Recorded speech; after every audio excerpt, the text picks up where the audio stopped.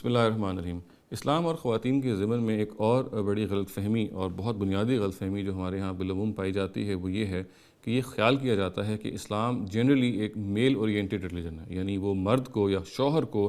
زیادہ حقوق دیتا ہے اور اس کے برعکس خواتین کو اتنے حقوق نہیں دیتا، اور اس کے ضمن میں مختلف اگزامپلز ہیں، مختلف ڈائریکٹیوز ہیں جو کہ سائٹ کی جاتے ہیں۔ مثال کے طور پہ یہ بات کہ طلاق کا حق جو ہے وہ بھی مرد کو ہے، اسی طریقے سے خاندان کا سربراہ بھی مرد ہے۔ چنانچہ اس کو سامنے رکھ کے عام طور سے یہ رائے قائم کی گئی ہے کہ اسلام کا جھکاؤ جو ہے وہ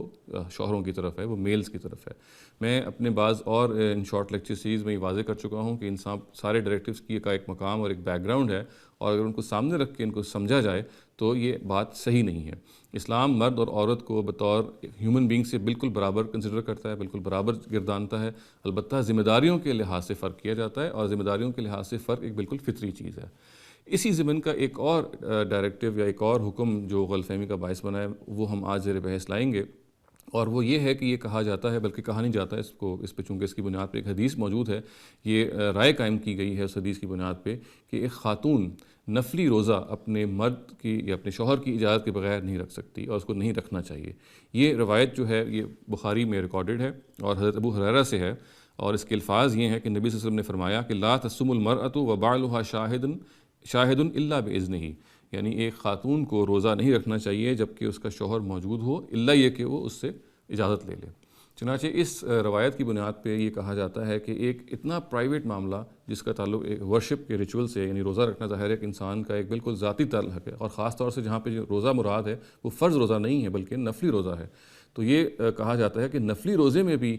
دیکھیے کہ اسلام کا کیا عجیب رویہ ہے کہ وہ یہ چاہتا ہے کہ ایک بیوی جو ہے وہ شوہر کی اجازت سے نفلی روزہ رکھے، گویا کہ ایک پرائیویٹ معاملہ جو اس خاتون کا اور اس کے اللہ کے درمیان ہے اس میں بھی ضروری ہے کہ شوہر کی اجازت درکار ہو۔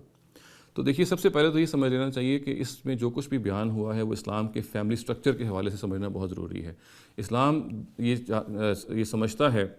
کہ جو جنسی خواہش ہے، یہ جو سیکشول ارج ہے، اس کو گریٹیفائی کرنے کا، اس کو سیٹسفائی کرنے کا صرف جائز طریقہ اگر کوئی ہے تو وہ میاں اور بیوی کے اس تعلق ہی سے ممکن ہے۔ چنانچہ اس میاں اور بیوی کے تعلق کو ایک سینکٹیٹی حاصل ہے۔ قرآن مجید نے اسی کو سامنے رکھ کے کہا ہن لباس لکم وانتم لباس لہن، یعنی میاں اور بیوی بمنزل لباس ہیں ایک دوسرے کے لیے، اس لیے کہ وہ ایک دوسرے کی ضرورتوں کو پورا کرتے ہیں۔ چنانچہ جنسی ضرورت بھی ایک بڑی بنیادی ضرورت ہے، بڑی اہم ضرورت ہے، فطری ضرورت ہے، اس کے بارے میں ہمیں شرمانا نہیں چاہیے، اور اس کے بارے میں کوئی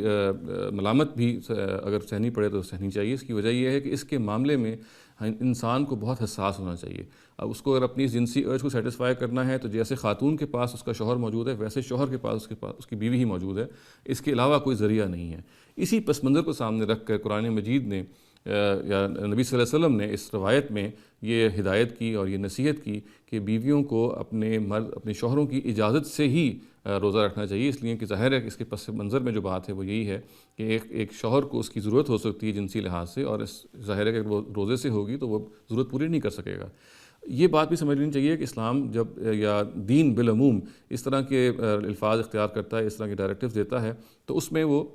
مرد کو مخاطب کر کے یا مرد کو سامنے رکھ کے یہ عام طور سے دیے جاتے ہیں، مگر یہ بالکل واضح ہے کہ چونکہ مرد اس میں عام طور سے اقدام کرنے کی جگہ پہ کھڑا ہوتا ہے تو اس کے سامنے رکھ کے دیے جاتے ہیں۔ اس کا یہ مطلب نہیں ہے کہ خاتون جو ہے وہ اس سے مستثنیٰ ہے۔ چنانچہ اس روایت کو سامنے رکھ کے یہ بات بالکل موزوں طریقے سے اور بالکل صحیح ہوگا اگر ہم یہ نتیجہ نکالیں کہ ایک مرد کو بھی اگر نفلی روزہ رکھنا ہے تو اس کو اپنی بیوی کو اعتماد میں لینا چاہیے اور اپنی بیوی کو یہ بتانا چاہیے، اس لیے کہ جیسے اس مرد کے پاس وہ بیوی ہی ہے جس سے وہ اپنی ضرورت کو پوری کر سکتا ہے، بالکل اسی اصول پہ اس بیوی کے پاس اپنا شوہر ہی موجود ہے، اور اسی باہمی افہام و تفہیم اور ایک دوسرے کو سمجھا بجھائی کے سارا معاملہ کیا جا سکتا ہے۔ چنانچہ اس روایت کو سامنے رکھ کے اگر یہ کہا جا سکتا ہے تو یہ بات نکالی جا سکتی ہے نتیجے کے طور پہ کہ اصل میں جو بنیادی بات ہے وہ یہ ہے کہ جنسی خواہش کو سیٹسفائی کرنے کا جو واحد جائز طریقہ ہے وہ شوہر اور ہسبینڈ ہی کا ہے، یعنی شوہر اور بیوی کا ہی ہے، اور اس کو سینکٹیفائی کرنے کے لیے، اس کو گرانٹ کرنے کے لیے تمام جتنی بھی اقدامات ہیں وہ اگر کیے جائیں تو ان کو کیا جانا چاہیے، اور خاص طور سے اگر یہ معاملہ ایک نفلی روزے کی حد تک جا رہا ہے